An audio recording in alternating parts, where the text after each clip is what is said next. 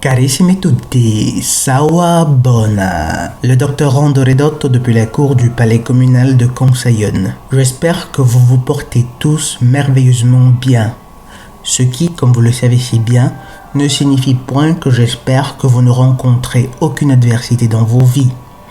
Il est peu probable que ce soit le cas, en particulier en ces temps de jugement universel. Espérer que vous vous portiez merveilleusement bien signifie simplement que je souhaite du fond du cœur que vous cheminez avec l'Éternel, vous laissant guider par lui, en bonne foi, avec toute la bonne volonté dont votre âme puisse être capable. Bref, avec toute la calopistie dont votre âme puisse faire montre. La vidéo d'aujourd'hui est une idée de Don Jorge, et je vous assure que tout comme vous, j'espère du fond du cœur qu'elle sera suivie d'autres vidéos sans une longue interruption. Croisons les doigts. Je voudrais vous parler très brièvement de cette crise sanitaire qui, depuis l'année dernière, n'a eu de cesse de chambouler nos habitudes de vie. Et comme nous l'avons si souvent répété, rien ne sera plus comme avant. Je voudrais surtout faire quelques observations édifiantes qui devraient vous donner matière à réflexion et des pistes de recherche fructueuses. Commençons par un fait d'actualité. Le pass sanitaire qui s'en vient. Même les incultes en matière de spiritualité et les athées, les plus convaincus, commencent à voir qu'il est probable que l'on soit en train de nous le mettre tout profond et sans lubrifiant.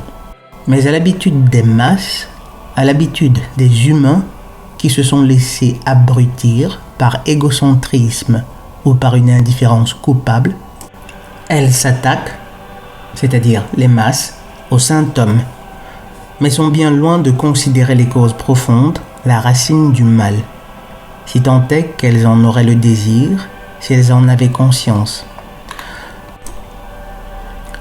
Bref, il est possible qu'un pass sanitaire soit imposé aux populations. Le projet de loi a été validé en France, mais M. Macron annonçait déjà, dans sa dernière allocution, l'obligation du pass sanitaire pour certaines catégories. Mais petite devinette, d'après vous, s'arrêteront-ils à ces catégories? Je vous promets que la réponse est très très simple. Du coup, je vous laisse la trouver. En attendant, un petit indice pour ceux qui jusqu'ici ont su faire leur devoir. Nous accomplirons nos desseins une goutte à la fois. Extrait du Pacte contre l'humanité, Confère, GC, SPOTW. Ils auront les masses à l'usure. Ils savent que l'homme moyen aujourd'hui n'hésiterait pas une seule seconde à foutre le feu à la baraque du voisin, mieux encore si ce dernier est différent, pour se faire l'omelette qui lui permettrait de maintenir son confort, même pas de survivre.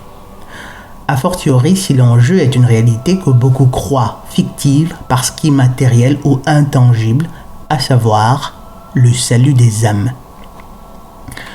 Mais en attendant qu'ils imposent le vaccin à tout le monde, voyons ce qu'ils ont déjà acquis.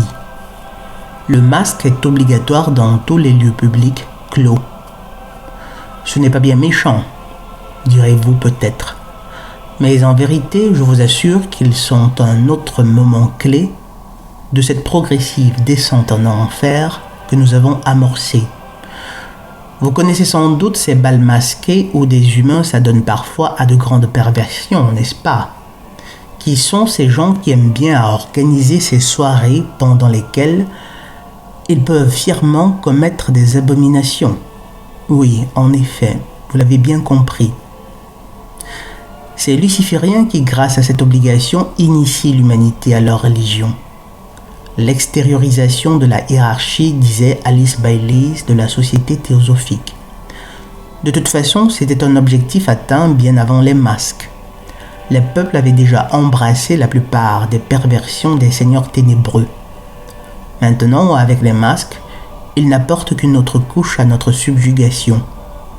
Je vous garantis qu'ils prennent beaucoup de plaisir à nous voir nous asphyxier tout seuls, sans qu'il n'ait besoin de se salir les mains. Vous imaginez ces personnes qui font des boulots physiques avec un masque pendant 8 heures, le masque tout imbibé de morve, à respirer les vapeurs de leurs propres excrétions.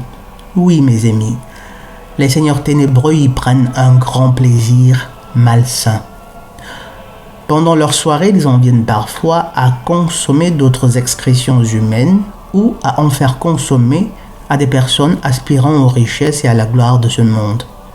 Ils nous ont bien eus, mais pas tous, mes chers amis. Si vous êtes un résident de la commune de Conseillonne, vous saurez être dans ce monde sans être de ce monde.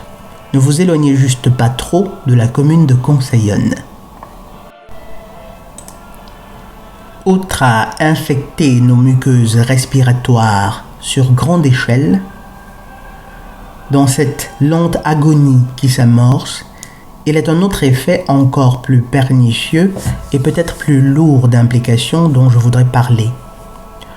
Le visage est l'une des parties les plus importantes chez l'humain. Par des mécanismes opérant carrément entre les deux mondes et qui ne peuvent que forcer notre profonde admiration envers notre Créateur, de nombreuses informations s'y impriment sur le visage, suivant l'effet de conscience de l'esprit qui habite un corps. Voir et regarder le visage des autres est un geste indispensable au bon équilibre de tous les humains, et plus encore à celui des petits d'hommes.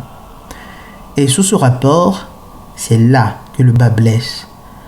Les enfants perdront progressivement une part considérable de leur sensibilité aux émotions exprimées par le visage. Les humains seront encore plus isolés qu'ils ne l'étaient déjà.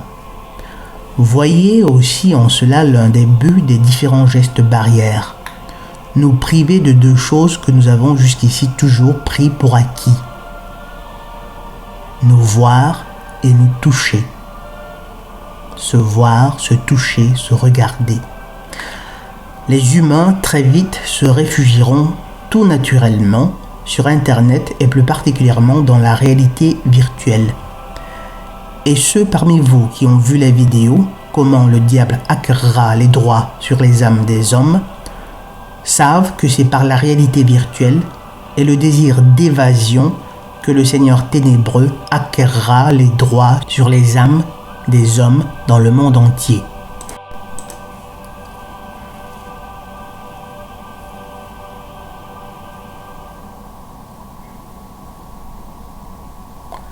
Merci encore pour l'abonné qui m'avait conseillé le film Ready Player One, qui est une avant-première très intéressante sur le destin qui nous attend. Il y en a de nombreux autres dont nous aurons l'occasion de parler. Maintenant, faisons ensemble quelques hypothèses sur les raisons possibles qu'ils ont de nous voir tous vaccinés. Et s'ils avaient l'intention de nous inoculer des milliards de nanoparticules qui feront de nous des répétiteurs de signaux. Les antennes sont déjà là. Elles ont été installées pendant les premiers confinements. Bienvenue dans la 5G. Ils pourront de cette façon nous observer comme des signaux lumineux sur un écran et donc nous repérer à tout moment. Grâce à ces nanoparticules qui seront en circuit dans nos systèmes, ils essaieront d'altérer notre ADN pour avoir accès à certains processus métaboliques, et ce à distance. Il leur sera ainsi facile de stériliser les populations en masse, d'éliminer des dissidents ou ce qu'on appelle aujourd'hui des complotistes ou des théoriciens du complot, d'implanter des idées, des désirs, des intentions dans les esprits des uns et des autres pour qu'ils s'occupent de certaines sales besognes, d'avoir main mise sur tous nos mouvements monétaires et de se servir quand l'envie leur en viendra, de paralyser quiconque n'aura pas cédé à la pression de se faire implanter la fameuse marque de la bête. Bref, je vous l'ai dit si souvent, les humains deviendront littéralement des marionnettes qui feront précisément ce que les signaux électromagnétiques dont ils seront bombardés les induiront à faire. Une possession démoniaque à l'échelle globale et sur le gros de l'humanité. Si seulement vous saviez depuis combien de temps le Seigneur ténébreux attendait ce moment. Oui, mes chers amis, Si vous avez encore des doutes sur l'Apocalypse de Jean, si vous avez encore des doutes sur la véracité des prophéties bibliques, eh bien, buon provi faccia. Nous vous souhaitons beaucoup de chance. Cependant, et là je conclus, je tiens à vous rassurer, ce n'est pas encore la marque de la bête, même si en fait c'est déjà une belle moitié de chemin vert.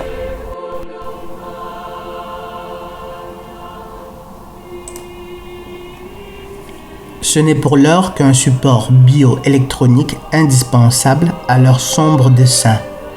C'est un préliminaire sine qua non qui, outre la petite armée de nanoparticules qu'ils inoculeront dans les corps, habituera les masses socialement à s'entendre exiger les jolis codes QR pour leurs innombrables activités d'évasion et même de subsistance.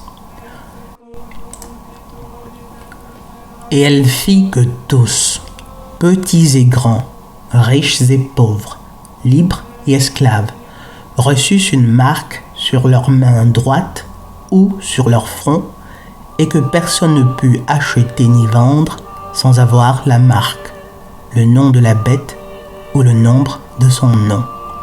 Apocalypse 13. Veillez et priez, mes amis. Assurez-vous que votre cuirasse soit forte et permanemment alimentée par l'Éternel. Et si vous êtes membre d'une quelconque religion, je vous assure qu'elle ne l'est pas, car vous êtes encore à 1000 lieues de l'amour, de la vérité, de la justice et de l'amour du prochain. Mais bien entendu, après, de gustibus non disputandum est.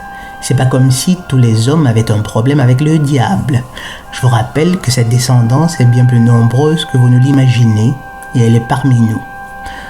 Bref, très chers résidents de la commune de Consellón, nous remercions Don Jorge et tous les protecteurs de la commune de Consellón. Je vous remercie pour avoir écouté ce podcast, et comme d'habitude, rappelez-vous toujours que nous sommes ici pour manifester le plus haut idéal de justice, d'amour et de vérité dont notre esprit puisse être capable, afin de mériter notre retour dans le royaume du Père. Et pour ce faire, il importe de toujours tenir à l'esprit que soit nous souffrons pour nous perfectionner, soit nous souffrons de nos imperfections. Le docteur Rondo Ridotto depuis la cour du palais communal de Consellón. Sawa Bona et la paix de Yah.